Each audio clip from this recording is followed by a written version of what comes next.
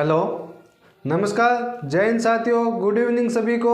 और सुप्रभात क्लासेस एवं इंडियन पॉलिटी में आप सभी का हार्दिक स्वागत है। कैसे हो दोस्तों?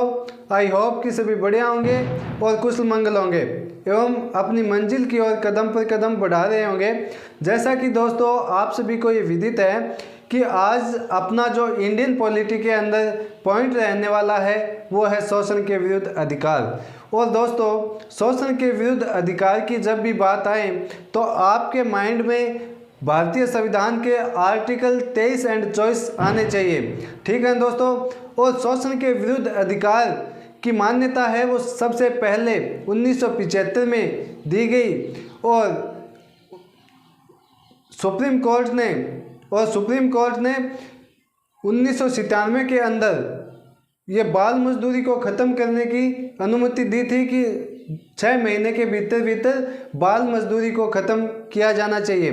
ठीक है दोस्तों, तो आज अपन फाइनली बात करने वाले हैं शोषण के विरुद्ध अधिकार से संबंधित अनुच्छेद 23 एंड 24। देखिए दोस्तों, शोषण के विरुद्ध अधिकार की बात जब भी आए तो आप लोगों को बिल्कुल ये मालूम होना चाहिए भारतीय संविधान के अनुच्छेद 23 और 24। अनुच्छेद एक तो है आपका 23 और दूसरा है अनुच्छेद 24। अनुच्छेद 24, ठीक है दोस्तों। अनुच्छेद 23 में क्या है? मानव का गलत इस्तेमाल।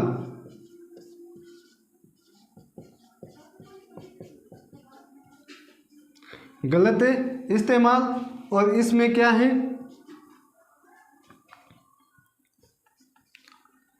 14 वर्ष से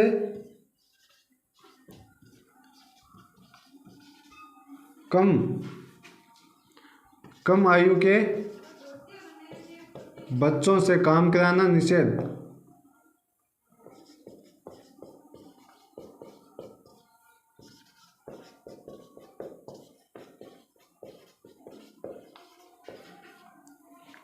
ये 2 आर्टिकल आप लोगों को ध्यान में रखने हैं। कौन कौन से? एक तो आपको अनुच्छेद 23 ध्यान में रखना है, उसके अलावा अनुच्छेद 24 ध्यान में रखना है। अनुच्छेद 23 में क्या है दोस्तों? मानव का गलत इस्तेमाल। इसमें क्या है कि जैसे मानव का दुर्व्यापार,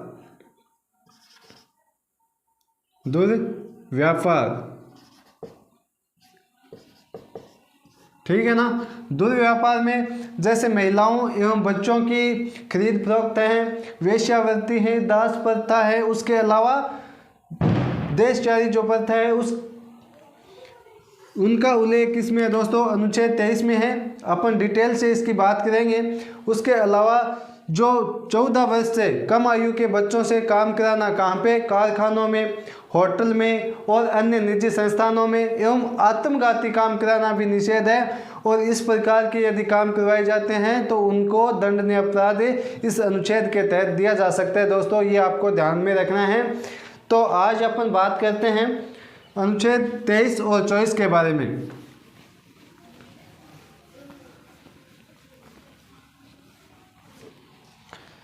अनुच्छेद 23। अनुच्छेद 23 में क्या है दोस्तों कि मानव का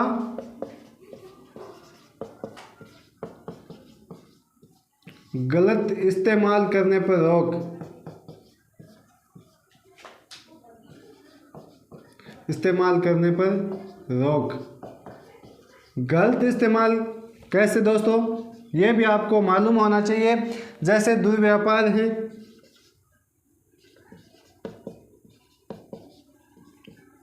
एक बार आप इसको लिख लीजिए, उसके बाद में बात करेंगे इनकी डिटेल से। दुर्व्यापार है, बेगार प्रथा है,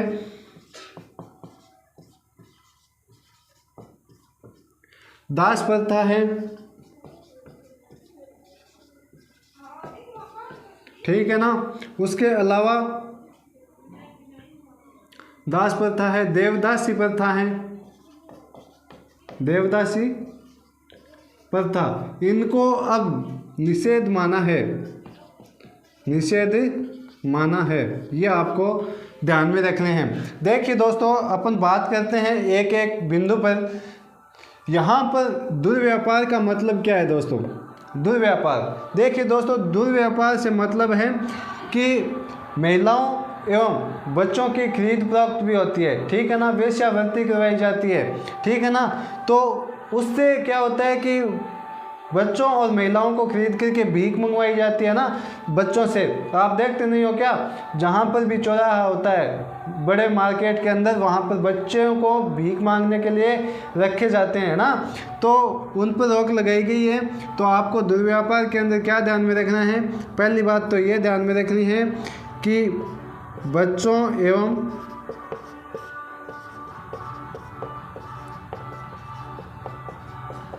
महिलाओं की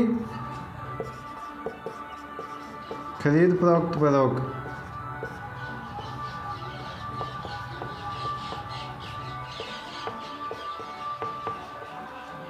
उसके अलावा आपको क्या ध्यान में रखना है? वेश्यावृत्ति, ठीक है दोस्तों, ये आपको ध्यान में रखना है दुर्व्यापार के अंदर। अब अपन बात करते हैं बेगार प्रथा पर कि ये बेगार प्रथा क्या है। देखिए दोस्तों, जब भी किसी मजदूर से काम करवाया जाता है तो उसको उस काम के बदले केवल खाने के लिए रोटी ही दी जाती है। उसका जो अमाउंट होता है, पैसा होता है, वो उसको नहीं दिया जाता है, बिन पैसों के काम करवाया जाता है। तो ऐसी जो स्थिति में है उसको कहा जाता है बेगार प्रथा, ठीक है ना। और दास प्रथा, दास प्रथा क्या होता है दोस्तों कि इसमें मानव को खरीद करके उसको दास बना लिया जाता है और उसके बाद में उन दासों को देश विदेश में काम करवाने के लिए भेज दिया जाता है, मानव का व्यापार किया जाता है। वो कहलाता है दास प्रथा और देवदासी प्रथा सेम है, ठीक है दोस्तों। ये है अनुच्छेद 23। अनुच्छेद 23 इस बात का क्या करता है? व्याख्या करता है। ये आपको ध्यान में रखना है, ठीक है दोस्तों।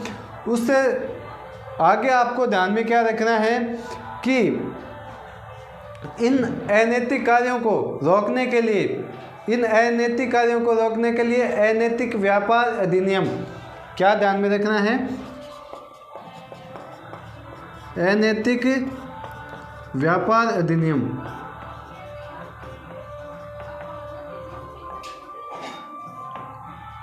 अनैतिक व्यापार अधिनियम 1956 बनाया गया, ठीक है दोस्तों। अनैतिक व्यापार अधिनियम 1956 बनाया गया। ये जो अनैतिक कार्य हैं उनको रोकने के लिए ये आपको ध्यान में रखने हैं विशेष रूप से, ठीक है ना। तो एक बार आप इनको नोट डाउन करिए, उसके बाद में अपन आगे चलेंगे। तो कर लीजिए नोट डाउन।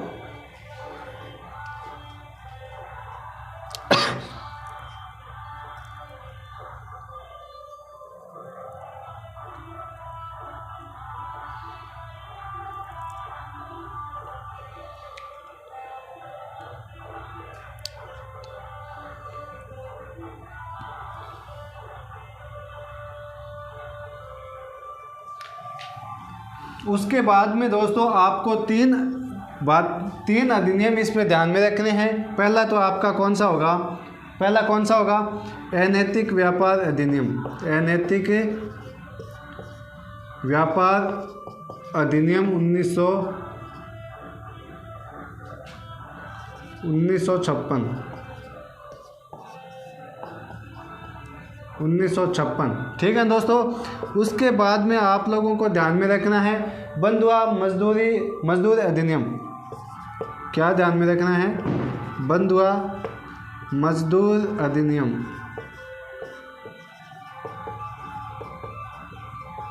अधिनियम 1976, ठीक है ना दोस्तों। और उसके बाद में एक अधिनियम और बनाया गया, समान पारिश्रमिक अधिनियम, समान पारिश्रमिक अधिनियम, और वह भी कब बनाया गया? 1976 में, ठीक है ना दोस्तों। उसके बाद इस अनुच्छेद 23 के तहत प्रत्येक भारतीय नागरिक को अपने इच्छा के अनुसार अपना व्यापार, अपना पैसा, अपना कार्य चूज करने का अधिकार है और प्रत्येक व्यक्ति को ट्रेड यूनियन बनाने एवं ट्रेड यूनियन ज्वाइन करने का अधिकार है। दोस्तों ये आपको ध्यान में रखना है। और ये अधिकार कौन देता है? तो भारतीय संविधान का अनुच्छेद 23 आपको ये अधिकार देता है। तो आपको ये भी लिखना है कि अनुच्छेद 23 है वो प्रत्येक नागरिक को अपनी इच्छा अनुसार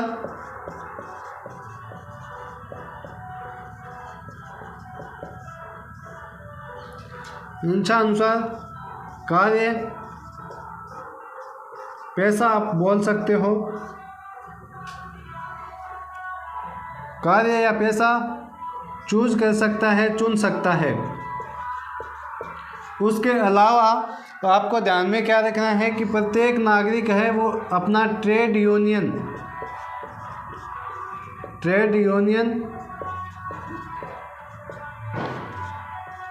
बना सकता है और ज्वाइन भी कर सकता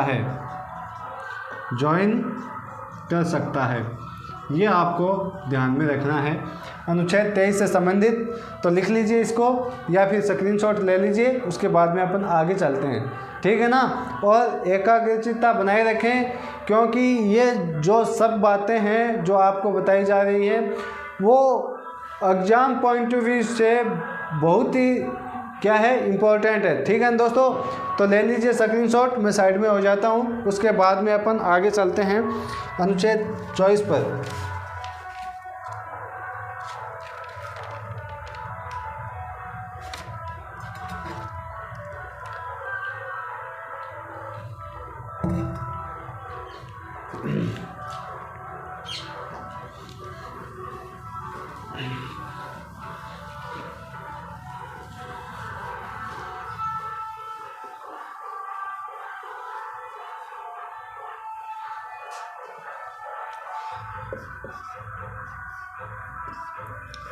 अनुच्छेद 24 में क्या है दोस्तों कि आप 14 वर्ष से कम आयु के बच्चों से किसी भी कारखाने में काम नहीं करवा सकते, किसी भी होटल में काम नहीं करवा सकते और आत्मघाती काम नहीं करवा सकते। कोई भी निजी संस्था में आप 14 वर्ष से कम आयु के बच्चों से काम नहीं करवा सकते। और ऐसा यदि पाया जाता है तो इस अनुच्छेद 24 के तहत सज़ा का प्रावधान है दोस्तों, ये आपको ध्यान में रखना है। क्या है इसमें कि 14 वर्ष की आयु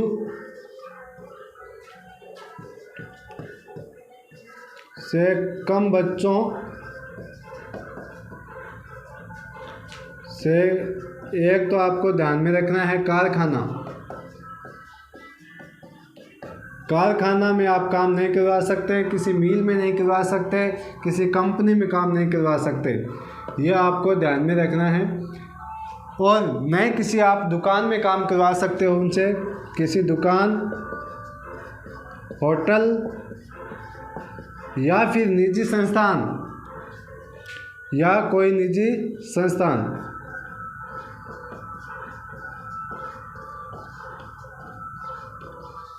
निजी संस्थान में काम नहीं करवा सकते हो,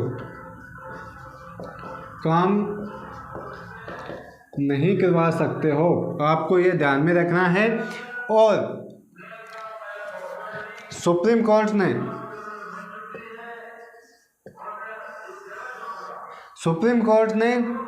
1997 के अंदर अपना ये डिसीजन दिया था भारत सरकार को। क्या दिया था? भारत सरकार से अपील बोल सकते हो आप या फिर बोल सकते हो आदेश दिया था। क्या आदेश दिया था कि 6 माह के भीतर बाल मजदूरी को ख़त्म करना चाहिए। बाल मजदूरी